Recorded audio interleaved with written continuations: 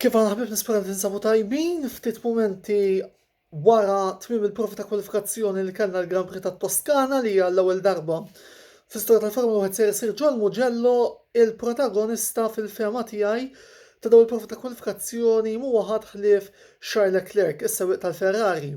Iċ-ċali kif inħobb insibu jiena llum wera għalfejn huwa s-sewwieq tajjeb li ħafna minna ngħidu li hu bil-karakka li għandhom il-Ferrari bħalissa rnexxielu jispiċċa fil-5 post. Iva, hemm xi ftit question marks fuqha minħabba li l-ħin sar f'reġim ta' bnadar safar għal daqstant tajjeb ngħidu illi jista' jkun illi sakemm il-video joħroġ fuq l-istazzjon tagħna ta' YouTube l-stewards jieħdu xi deċiżjonijiet oħrajn minħabba li kien hemm xi wafqiet fit-trakka fosthom ta' Renault Ocon u appuntu Leclerc għamel dan il-5 ħin forsi f'reġim ta' bandera safra minkejja kollox bravo li ċali għaliex qed ikompli juri li huwa is-sewwieq tajjeb illi aħna nafu illi hu.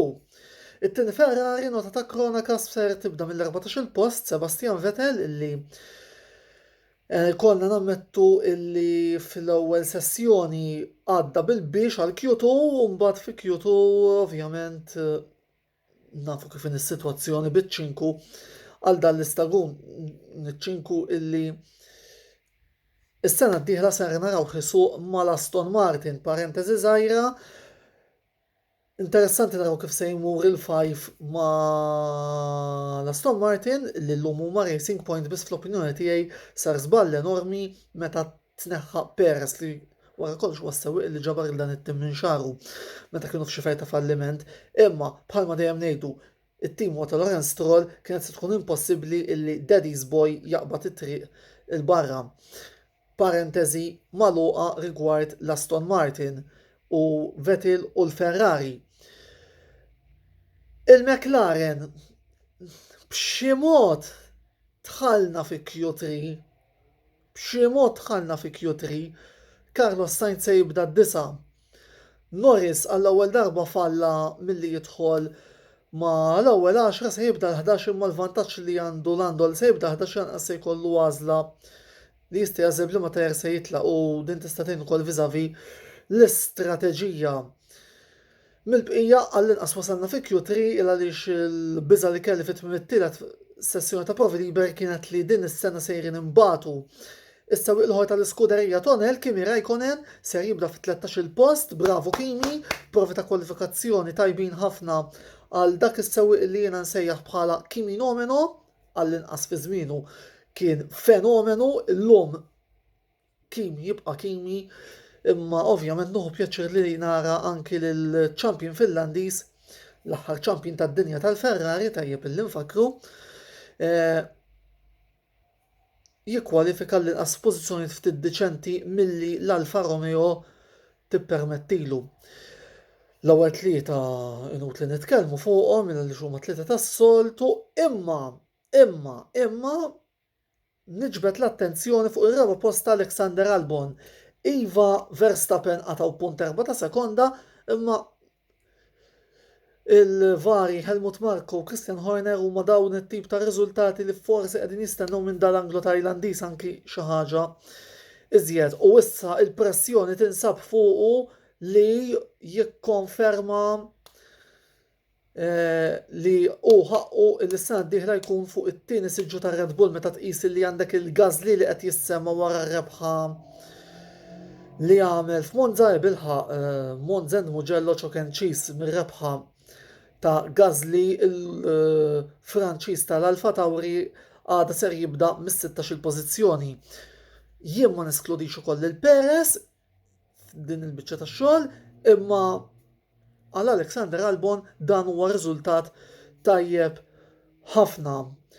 Sewwieqa oħra li forsi nagħtu daqqatajn hemm ir-Renault illi reġgħu biż-żewġ sewwieqa mal-ewwel 10, Daniel Ricciardo 8 u Esteban Ocon appuntu l-10 fil-waqt li ż-żewġ Racing Points Sergio Perez se jibda s-6, Lance Stroll se jibda s-7, Perez għandu dik il-pożizzjoni ta' penalità minħabba li ostakola l-Kimi fil-sessjonijiet tal-bira għal daqstant Stroll se jibda s-6 u appuntu il-Mexico se jibda fis-7 pożizzjoni.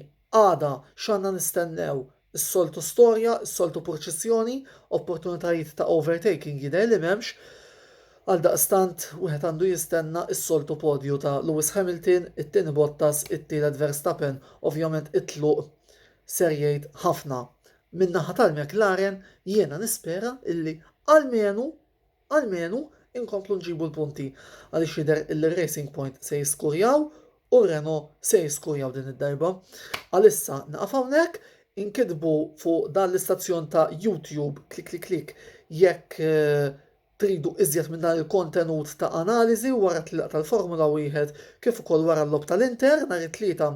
Fil-fatt l-Inter ser nilabu l-ewwel friendly u dina wara li tispiċċa l-logħba ftit wara li tispiċċa l-logħba jinser intella s-soltu video fejn nitkellem ftit fuq xlaqatni minn din il-logħba ta' ħbiberija. Għaldaqstant klik fuq l-istazzjon uffiċjali tagħna ta' Antonello Sportsbook fuq YouTube jekk iġobkom il-video li qed intellaw bħalissa tinsewx tagħmlu like ukoll. Like jekk għadkom għamiltux fuq il-paġna tagħna ta' Facebook għal dak li hu kontribut ġurnalistiku. Issa li l-istaġun tal-futbol beda issa nerġgħu nibdew bis-soltu aġġornamenti rigward mod speċjali il-Premier League, is-Serje A kif ukoll il-kampjonati lokali għaldaqstant klik hemmhekk ukoll fuq Twitch live gaming forsi issa ninsabu ftit wifqin imma irridu naraw kif se ndaħlu fl-iskeda xi ftit sessjoni ta' live gaming.